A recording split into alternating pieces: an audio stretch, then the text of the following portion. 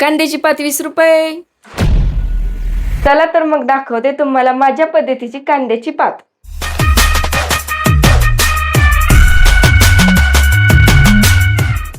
तर नेहमीप्रमाणे भाजी चिरायच्या आधी धुवून घेऊ. पातीला चांगली आंघोळ घातल्यानंतर चिरून घेऊ. इंस्टाग्रामला माझ्या याच रेसिपीला 7 लाख व्ह्यू आहेत. त्यातल्या जवळजवळ 5 लाख बायकांना मी भाजीत टमाटर का टाकलं हे खटकलं. आता भाजीत कोणाला टमाटर आवडतं किंवा कोणाला नाही, पण आमच्याकडे तर असंच बनवतात आणि बऱ्याच जणांना ही रेसिपी आवडली. आणि त्यात झालं असं, एडिट करताना तिखट टाकल्याची क्लिप टाकायची विसरले. मग तर काय बोलूच नका. काय काय स्त्रियांनी अशा कमेंट टाकल्या की जणू काय मलाच नावं ठेवायसाठी त्यांनी इंस्टाग्राम उघडलं. चला आता रेसिपीकडे वळू. टमाटे टाकायचे की नाही ती तुमची इच्छा. टमाटे बारीक चिरून झाल्यानंतर मी लसूण ठेचायला घेते.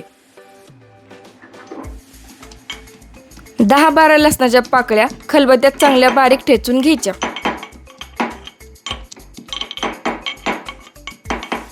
चला तर मग आता फोडणीची तयारी करू.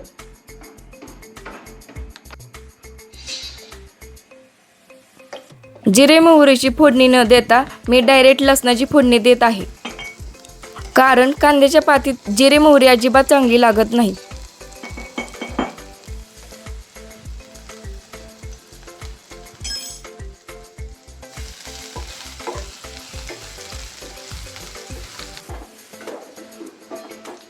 लसूण चांगला लालसर भाजून झाल्यानंतर त्यात टमाटर टाकायचे.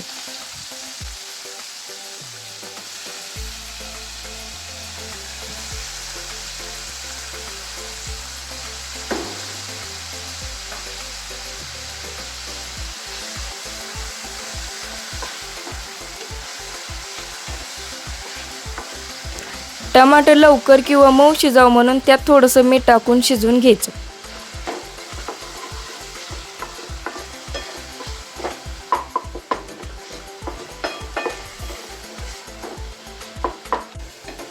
आता ही अर्धी वाटी मूग डाळ अर्धा तास भिजू घातलेली आहे.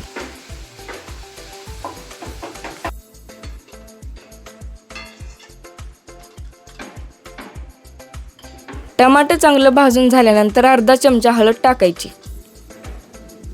हळद टाकून झाल्यानंतर त्यात 2 चमचे लाल तिखट टाकून घ्यायचं.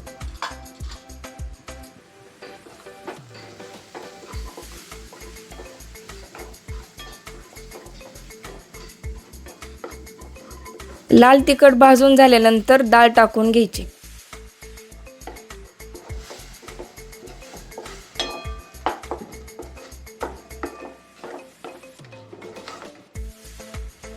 टाका मग बारीक चिरलेली कांद्याची पात.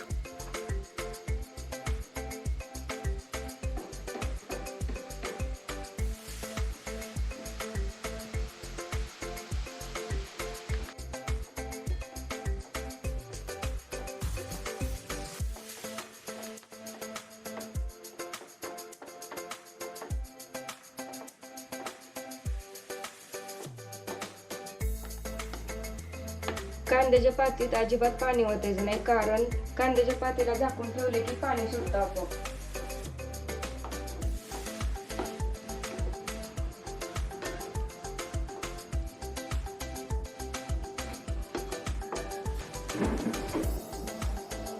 दहा मिनिटं झाकून ठेवूया. मधून अजून चेक करत राहायचे.